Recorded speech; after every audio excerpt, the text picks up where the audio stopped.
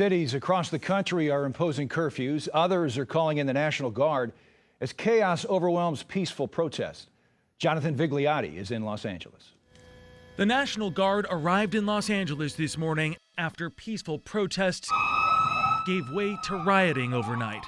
The city's iconic shopping districts, from the world-famous Rodeo Drive to the historic Grove Market, look like war zones as thousands of people shattered windows and looted businesses. I'm so angry.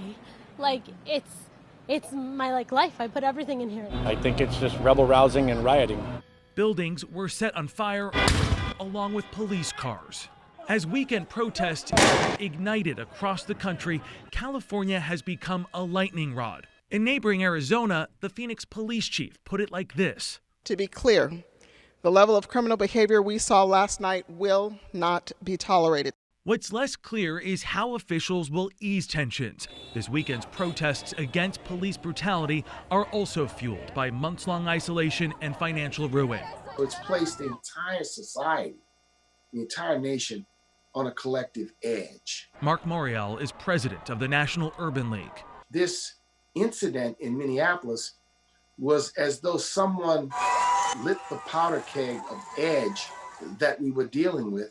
Scenes like this in New York City, where a police officer drove into a crowd of protesters, aren't helping, along with Mayor de Blasio's initial defense of the video. He's now calling for a full investigation.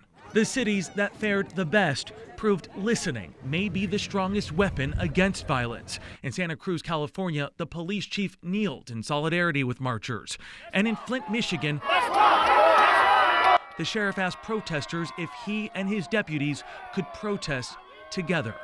And we're back here in Los Angeles on Melrose, where you can see some of the damage. This was actually a shoe store. It was looted, then set on fire. Nearly 400 people were arrested last night. The National Guard deploying 1,000 troops to help keep the peace. And the mayor extending the curfew again, beginning tonight at 8 p.m. Steve? Jonathan, thanks.